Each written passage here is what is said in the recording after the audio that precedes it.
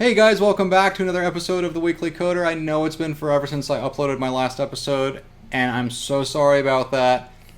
Had a lot of things going on, but I finally decided to sit down and, crank some of these episodes out. So I've been working really hard on coding and, some graphics, pulling together some sounds, and all kinds of different things to make this next tutorial a fun one, right? So what we're going to do is, I'm sure that a lot of you have heard of 2048, the game. Who hasn't, right? It's been out forever. And there probably are many tutorials out there on how to make a 2048 base game. I don't know how many there are on how to make them in Unity. And furthermore, I've never made a tutorial to show anybody how to make 2048 in Unity. So, granted, my way of doing it might be completely different than the ways that you've seen before. So, even if you've done it before, stick around, check it out, watch the videos. You might learn a thing or two, or you might already know everything and you just enjoy watching these videos. I don't know. But anyways, so here we go. This is what the game is going to look like when we're done. Okay? We're going to have our main game board. Okay? It's going to start up with our two main tiles. We're going to have our score up here. And then from here, because we are mostly concentrating on desktop games, we are actually going to use the keyboard. So now if I go ahead and press the left arrow, the tile moves left and another tile pops up. And if I go down, we get a merge. And then here we go, just back and forth until we get somewhere. See?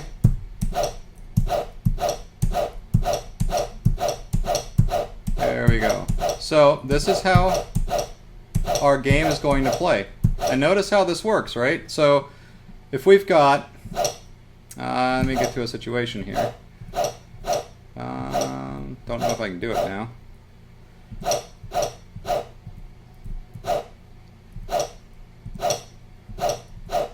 There. Okay.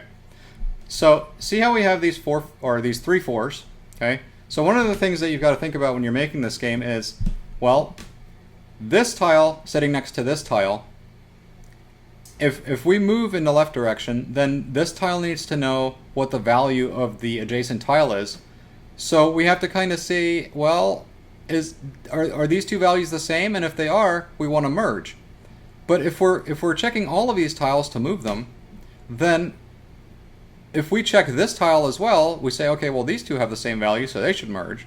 So then what you end up with is all three tiles merging together into one.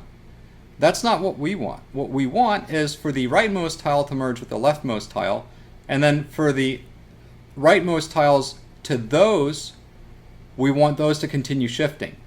If we had two sets of fours here, we would want these two fours to merge and these two fours to merge, and we would want to be left with an 8 and an 8. But in this case, we're going to be left with an 8, a 4, and a 2 if we press left. And that's exactly the behavior that we want out of our tiles. Right? Okay, so now without getting too much into the technicalities of how all this works just yet, the first tutorial we are going to cover, which is, if you've watched my tutorials, by now you should know the first thing we're going to do is we're going to gather all of the assets. We are going to create our folder hierarchy. We're going to create our project. We're going to create our scene. We're going to create our canvases, our HUD canvas, our game over canvas. We're going to create a lot of our variables that we're going to need. And then in the next few tutorials, we're going to start to piece together all of the components that are going to make this game work. Okay? So, stick around. Actually, don't stick around. Well, do stick around. I'm going to jump into the first tutorial from this here. At first I was going to just upload this, but hey, why upload just a video to have an introduction? We're going to have an introduction that leads into a tutorial. It'll be more productive that way, right? Anyways, so that's where we're at. I hope you guys enjoy it. Alright, so let's get started. What we're going to do is, just like we always do, is we are going to create a new project. I'm going to call this one 2048. Oops. 2048. And I'm going to choose a location to save mine. And I'm just going to create a new folder and call it call it 2048. How about, yeah, no, I'm gonna have to go with this. 2048 tutorial. All right, and this is where I'm going to save it. All right, so we've got our project name. We're going to stick with the 2D template, and I'm going to save my project onto my desktop in the 2048 tutorial folder. Okay, and we don't need anything else. We can keep the analytics disabled. So now all that's left to do is to click on Create Project, and here we go. And Unity is doing its thing. So let's be patient and wait for it to do its thing. It's going to import lots of things.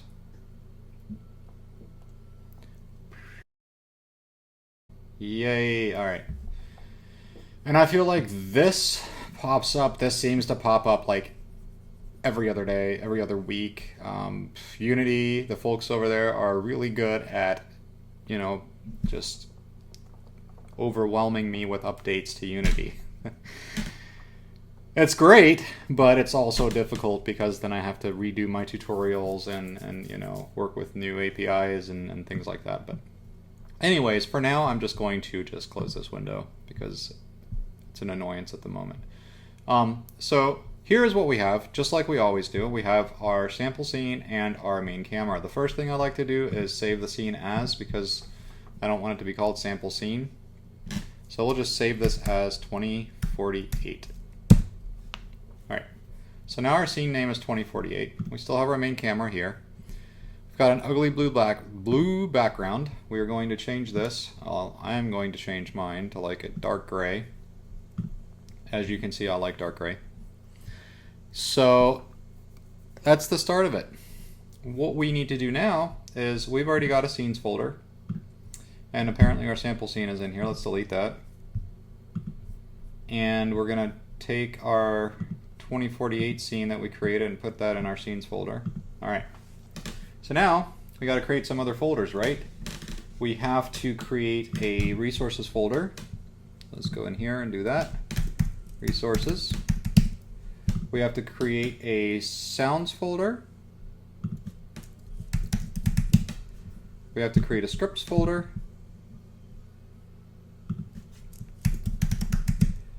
And last but not least, we have to create a folder for our graphics.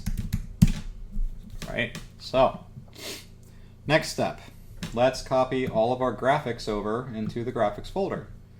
Now, I have prepared a zip file like I usually do for you guys that you can download on my blog. The link will be down below. And you'll find in there, you'll have two folders, one called graphics, one called sounds.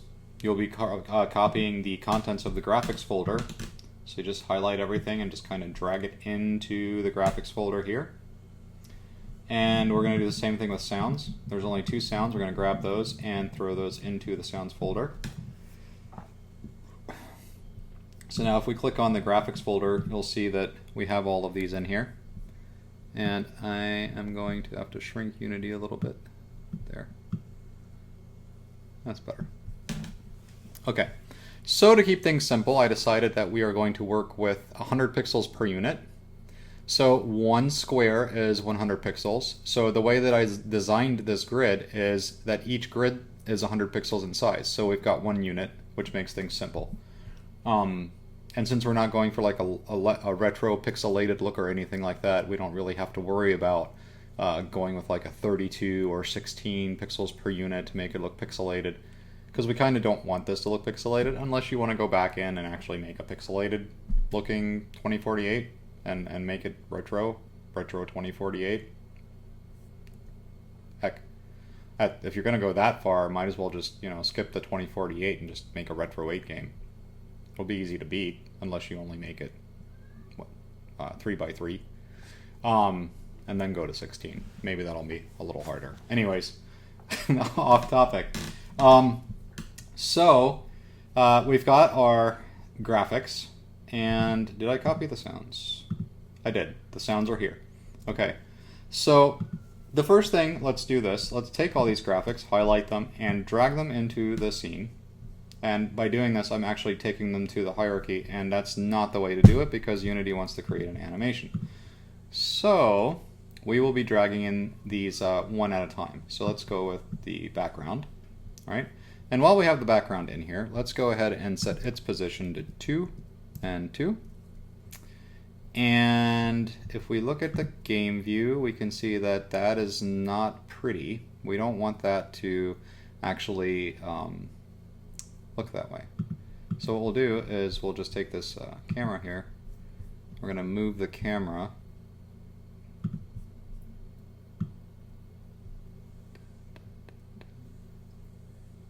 looks like if we also move the camera to 2, 2, that'll center our square on the camera.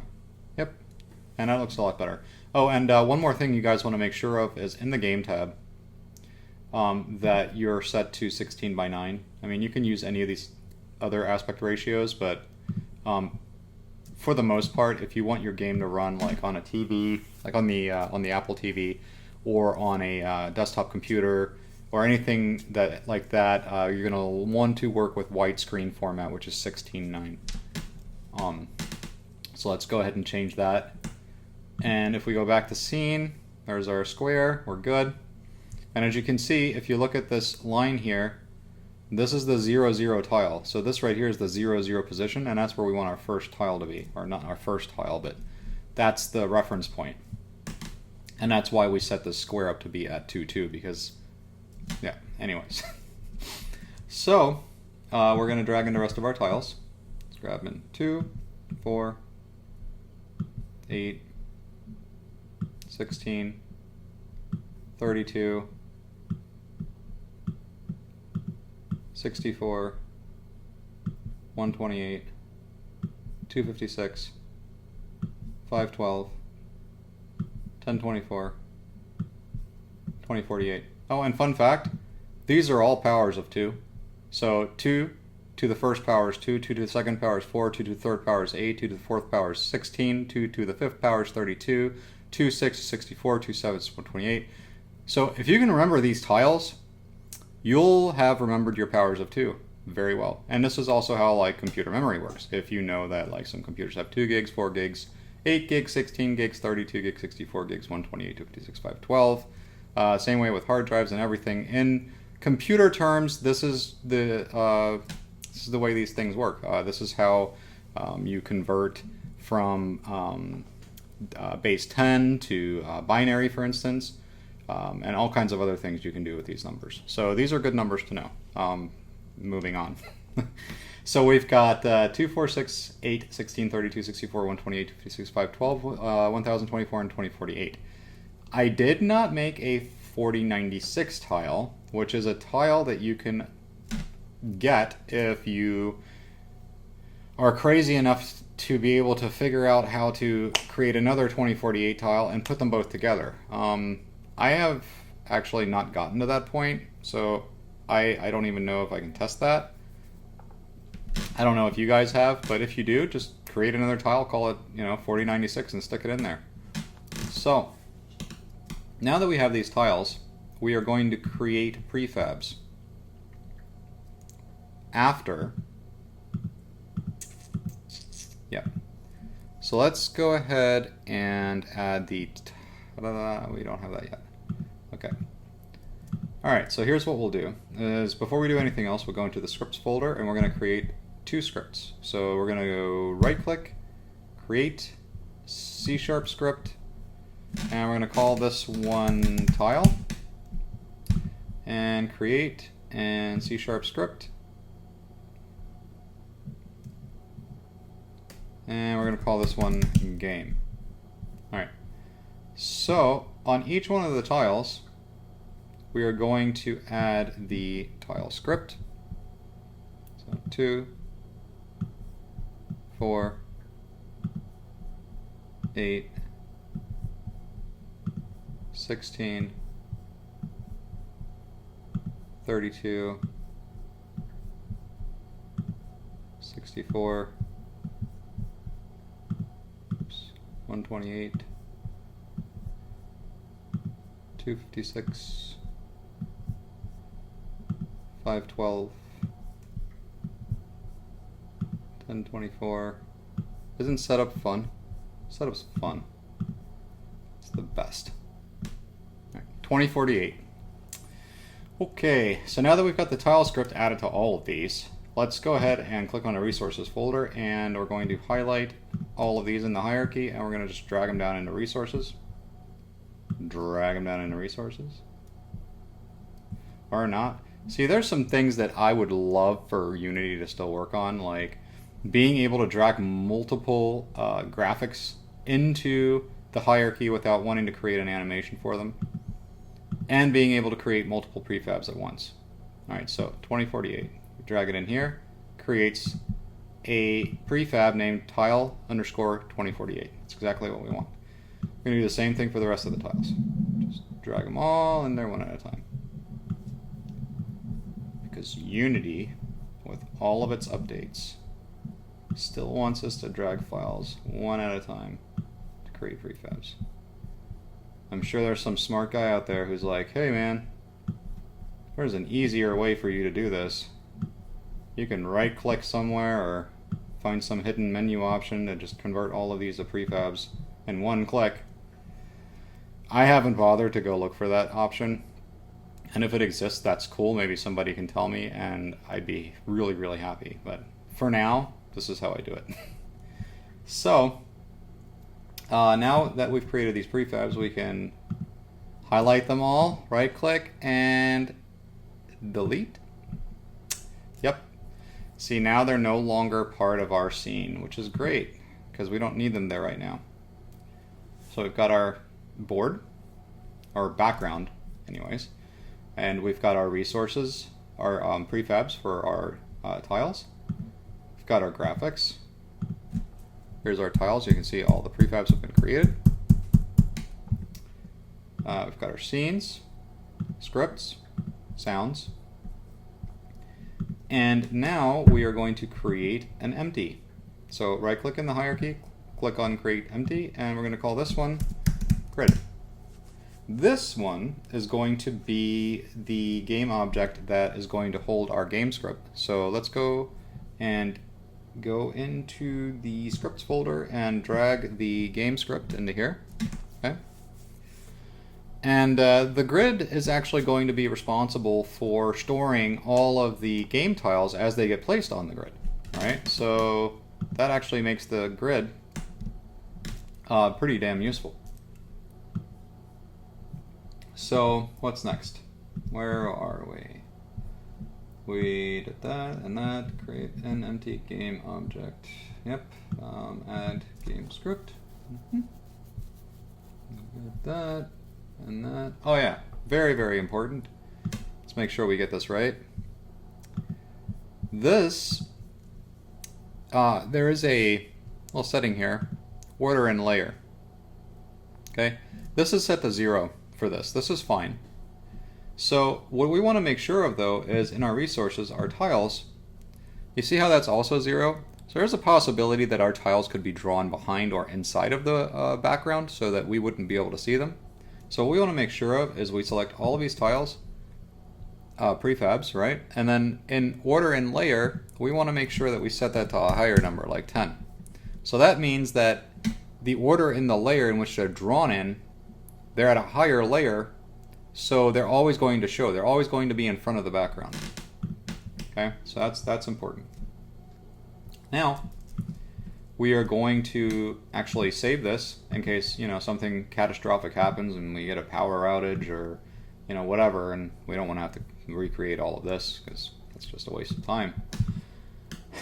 What would be even more fun is if I zipped all of this up in a project for you and just like let you download that. You don't have to watch this video at all and you can just go at it, but you wouldn't learn anything, and I would be failing at everything. So here we go. We're going to create a canvas. So we're going to go to UI and we're going to click on canvas. Now, got a canvas. Let's rename it because canvas is not very descriptive. We'll call it HUD canvas. And let's see, for our HUD, the only thing we're really going to have are a descriptor, like the word score, and the dynamic text which will represent our score. But before we do that, we are going to actually make a change to our Canvas Scalar script that is part of our canvas. So if you look here, the Canvas Scalar script, I've got HUD Canvas selected. So the Canvas Scalar script, we've got constant pixel size. Well, in today's world where there are multiple different resolutions on different kinds of, we've got 15-inch monitors, 17-inch monitors, we've got 50-inch TVs, 60-inch TVs, 70-inch TVs, got all different kinds. And then we've got kinds. I can't believe I said kinds. We've got 4K resolutions, right? That's 2160p. We've got 1080p. We've got 720p. I mean, we've got all these different resolutions. The great thing is they're all mostly widescreen, 16:9 aspect ratio. So that's on our side, okay? So what we need to do, though, is we need to set this to not be a constant pixel size, because what will happen is everything inside of this HUD will then remain the pixel size that we set it to be, no matter if we're at a 4K resolution or 1080p resolution. So we want to make sure that we are designing for a resolution that is independent of the size that the elements are. So what we do is we just change this to scale with screen size, okay? And it's going to ask us for a reference resolution. What's the lowest resolution we want to design for? I say 1080p. If you don't have a TV that displays at least 1080p, then you are outdated and you are not allowed to play my game. Reference resolution. This is the resolution that we're designing in. Okay, this is how it's going to look in 1080p. If you want to go with 2160p, I don't know. I don't think there's so much of an issue as scaling down to 1080p or even 720p. I don't know how well things scale down. So I like to kind of stay in the middle. So I use 1080p as a reference resolution. And the other settings we don't really have to worry about. So the next thing is we're going to have to create two text fields. So we're going to right click on HUD Canvas and go to UI and go text. And do that again, UI, text. All right, so the first text, we'll call this Hud Score Text. And the second text we'll just call text. All right. So the Hud Score Text, I went ahead and figured all of these values out so that we don't have to play around and guess with them. We're going to put it at x200, y400, width we're going to make 400. The height we're going to set to 100. And then we're going to set the font size to 80. The line spacing we don't need to worry about. We're going to justify this to the right. And we're going to align it to the top. We're going to make the color white. And that'll be our score. So that's going to be represented. For now, we're going to put 9 zeros. 1, 2, 3, 4, 5, 6, 7, 8, 9. Okay. Now, for the other text, this one is just going to say score. The color will also be white. Its position is going to be at -200, 400. It's going to have a height of, or width of 400 and a height of 100.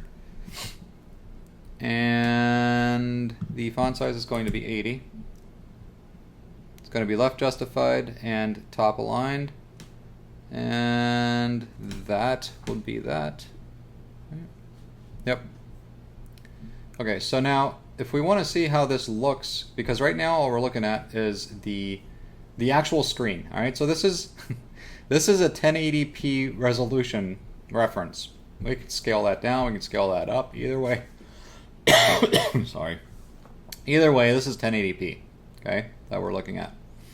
So what about our game though? Our game is like way down here. So why is this so big? Well, that's because this is the reference resolution that we're designing this for. This is resolution independent down here. So In order to see what this looks like, we'll just switch over to the game view and we can see what the camera sees. And here we go. Now, how did I figure out where to put these in conjunction to where this is I took this tab and I separated it and put it to the right, okay? And then what you do is you click on one of your game objects, like text for instance, and then as you move it, you can see it moving in the game view. So that's how you can kind of get it to the position you want it to be at. So if that helps anybody, I hope so. So here's what we'll do is we'll put that back. All right. So that kind of covers creating the HUD, because that's really all there is to the HUD. What we'll do next is we'll create the game over canvas. So let's go ahead and right click and go to UI and canvas. And let's rename this to game over canvas. Alright, so for the game over canvas, we're going to need two game objects. We're going to need a text, and we're going to need a button. Button there. Alright, so we'll call this the game over text, and this will be called the play again button. The play again button text is going to be play again. The font size for that is going to be 27. The actual button size, so let's click on a button, is going to be 250. 250 for the height. And we're going to go with negative 446 for the Y. Alright, it's a start. We switch over to game view. That's not right. We'll get there. Okay. Let's go ahead and go to the game over text. This will just say game over. And it is going to be at x0, negative 338 and a Y. Oh, here's what we didn't do. The game over canvas. This is where things get messy, right? Because if you look at game, this looks like crap. It's just not aligned properly. So what we do is we make sure that we are in our reference resolution in the Canvas Scalar script. We go scale with screen size, and then we change this to 1920 by 1080. And now if we go back to our game view, see now that button is exactly where it's supposed to be. Okay. So now we can go back to our game over text, and we're going to set that font size to 99. I'm going to set its width to 600 and the height to 130. And color looks fine to me. Center middle, game over. Okay. So if we now go back to our game view, it's kind of hard to read. So let's go and lighten that color up a little bit, like that. There we go. That's cool. All right. So what'll happen is when someone gets game over, we will basically pop this game over canvas. Here's how it's going to look normally. It's going to just be hidden. So we do this by disabling the game object. If someone gets a game over, the game object is enabled in the script, and this shows up, and it doesn't allow any more movements. And then you can click play again, which will then restart the game. That's another thing which we have to do is once we start to work on writing the scripts, the first method that I'll probably write in here is the play again, or maybe not.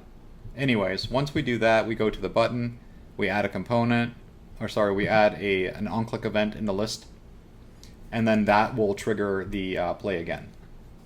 So for now, what we've got is just this. If we click play,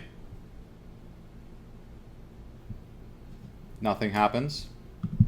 The button can be clicked, but nothing happens. We have no tiles, no score, No movements, no nothing.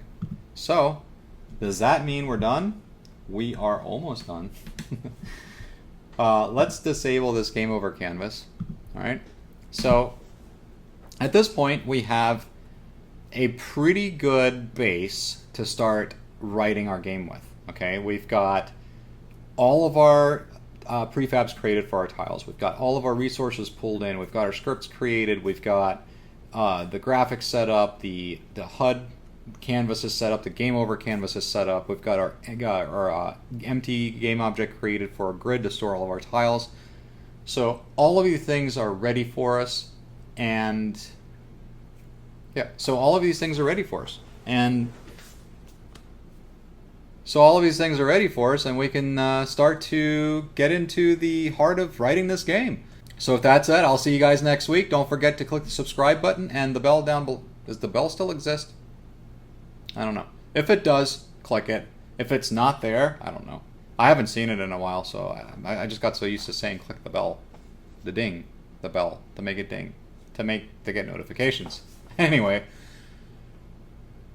don't forget to subscribe. Oh, and if you like the video, give me a thumbs up. It's just the right thing to do. Yeah. So anyway, I'll see you guys next week. I promise